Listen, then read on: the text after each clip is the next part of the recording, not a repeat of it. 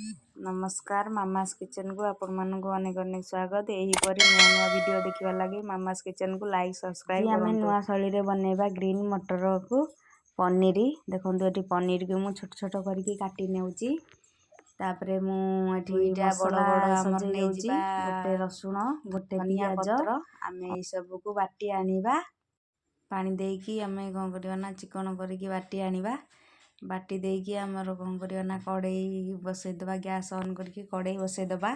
कड़ाई टिके ताती गला परे आमे एथिरे 2 चम्मच तेल पकै दबा रिफाइन तेल। माने चाहिले सोरिष तेल भी नै पारिबे मैं रिफाइन ऑयल यूज करची। एबे तेल ताती गला परे आमे दे दबा पनीर को टिके भाजी वाला बेसी लाल करबानी कम लाल करके भाजी दबा। बंधु एटी पनीर मोर सब हो गलानी मु ताको सब गोटे जगह को काढी नेउची।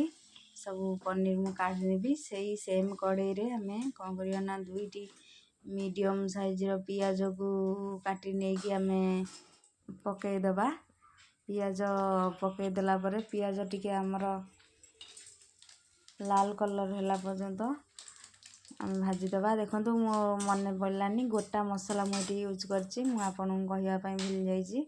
देखंतु एटी गोटा मसाला नै जिबा लारे काठ मसाला और लवंग गुजराती ए सब नै जिबा हमें पकै दबा। गोटा मसाला जतल फुटी जिवो तापर पियाज को हम जो काटी रखी दिया ताको दे दबा। पियाज पटे देजी देखंतु एटी पियाज पटे भाजी दउची। पियाज टिके लाल कलर हे गला परे जो मसाला को मु बाटी के रखी देबी से मसाला को जे पकै देबी। देखंतु पकै देगी टिके कसी देबी। एबे मसाला को एमिति ही पकै देला परे 5 मिनिट खंडर मु कसी देबी। तापर देखंतु एटी गोटा मसाला सुखिला मसाला मु ऐड करची। सुखिला मसाला रे गोटे चम्मच हल्दी गुंड गोटे चम्मच जीरा गुंड गोटे चम्मच धनिया गुंड गोटे चम्मच कस्तूरी मेथी पत्र चिकन मसाला गोटे चम्मच गरम मसाला गोटे चम्मच एति ही मु यूज करची। पकै देगी ताउ टिके गोळै नेची टिके कसी हवा पई छाड देची।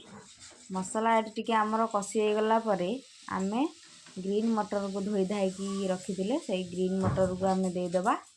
मटर को मसाला सहित टिके भलो भाबरे आमे कसी नेबा।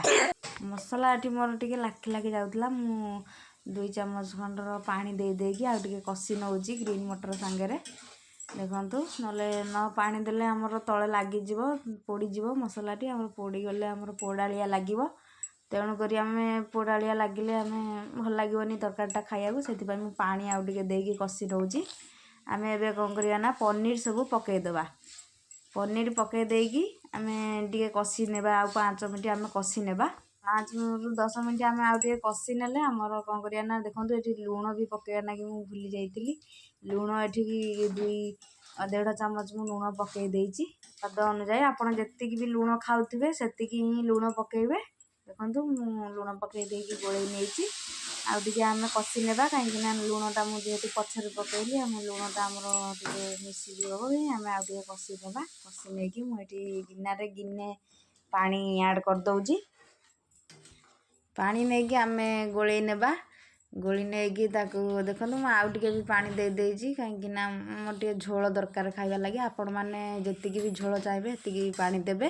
ताको आमे गरम भात रोटी परोटा आपण सबुथिरे खाइ परिबे पनीर मसाला को।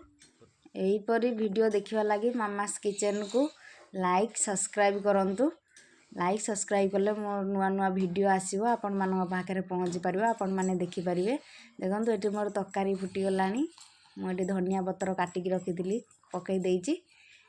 चलंतु आमे टेस्ट करिबा। एमिति थरे आपण बनांतु बनेकी खांतु कमेंट करंतु।